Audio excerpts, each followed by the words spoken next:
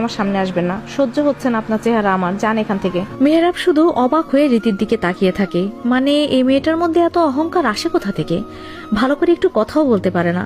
সে এই শহরের মন্ত্রী, তার সাথে এরকম ব্যবহার কি মেনে নেওয়া যায়? মেহরাব বলে, ওকে চলে যাচ্ছি। কেমন মেয়ে আপনি, একটু ভালো করে কথাও বলতে পারেন না? হ্যাঁ, খুব ভুল হয়ে গেছে আপনার রুমে আসার, সরি ফর দ্যাট। সেদিন কলেজে ভালো গান করেছিলেন, মনে করেছি খুব মিষ্টি মেয়ে হবেন, কিন্তু। মেহরাব কথাটা বলে চলে যায়। রীতি ওর যাওয়ার দিকে দেখে দরজা বন্ধ করে দেয়। রীতি দরজায় পিঠ ঠেলে চোখ দিয়ে পানি ফেলতে থাকে। তার একটু খারাপ ব্যবহারে মেহরাব তাকে অহংকারী বলল, অথচ সে রীতির সাথে যা করেছে তাতে তাকে কি বলে ডাকা উচিত?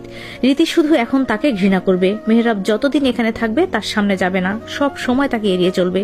রীতি বলে, মেহরাব আপনার জন্য আমার জীবন আগে একবার খারাপ হয়েছে, আর সেটা খারাপ করতে পারবো না। সো এই রীতির জীবনে মেহরাব চৌধুরীর কোনো জায়গা নেই। রীতি কথাটা বলে চুপ করে চোখের জল ফেলে। মেহরাব এরকম মুখের উপর দরজা বন্ধ করে দেওয়ার ফলে ভালো অপমানিত বোধ করে। মানে সত্যিই কেউ ওর সাথে এরকম করতে পারে? যদি এটা অন্য কোনো মেয়ে থাকতো তাহলে হয়তো ওকে মেরেই ফেলতো, কিন্তু যেহেতু এটা রীতি তাই কিছু বলেনি। মেহরাব যখন এইসব নিয়ে ভাবতে থাকে তখন শুভ ওর কাছে আসে আর বলে, মেহরাব তুই এখানে দাঁড়িয়ে কেন? তোকে না নিজের রুমে যেতে বলেছি? নিজের রুমে কি করে যাব? কোন রুমটা আমার সেটা কি আমি জানি?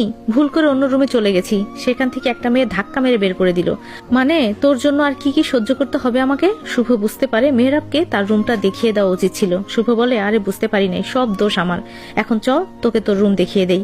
মেহরাব আর শুভ ওর রুমে চলে যায়। মেহরাব ওয়াশরুমে গিয়ে ফ্রেশ হতে যায়, আর শুভ বিছানায় বসে থাকে।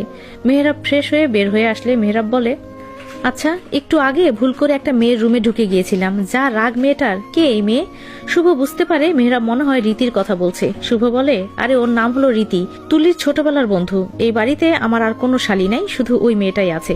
আচ্ছা সত্যি করে বলতো মেহরাব, রীতিকে দেখতে তোর কেমন লাগলো? মানে কত সুন্দর লাগলো তোর কাছে? মেহরাব তো আগে থেকে ওর মন রীতিকে দিয়ে দিয়েছে। ওর রূপের কথা কি বলবে, এক নজরে তো মেহরাবের মন কেড়ে নিয়েছে। তবে শুভকে এইসব বিষয়ে বলা যাবে না, কারণ ওর প্রতি কোনো বিশ্বাস নাই, পরে কি না কি করবে। মেহরাব বলে, কেমন লাগছে মানে? যা ঝগড়া করলো আমার সাথে, মনে হচ্ছে আমি তার শত্রু। একটু ভুল করে রুমে ঢুকেছি বলে ম্যাডাম যা মেজাজ দেখালো, তার সাথে আবার অন্য কিছু করার কথা কি করে ভাবতে পারলি? মেয়ে তো নয়, পুরো ধানি লঙ্কা। শুভ একটু অবাক হয় মেহরাবের কথা শুনে। মানে এত রাগী না তো রীতি? একটু আগে ওর সাথে কথা হলো, ভালো ব্যবহার করেছে, তাহলে এত ঝগড়া করবে কেন? শুভ বলে, কোথায় ঝগড়াটে রীতি? একটু আগেই তোর সাথে কথা হলো, কি সুন্দর মিষ্টি ব্যবহার। সত্যি মনে হয় তোর সাথে পুরানো কোনো শত্রুতা রয়েছে, সেই জন্য এরকম ব্যবহার করেছে। হ্যাঁ হতে পারে, মেয়েদের মনের কথা কে বলতে পারে। আচ্ছা চল একটু রেস্ট নিয়ে নেই, পরে আবার তোর মেহেদির অনুষ্ঠান শুরু হয়ে যাবে।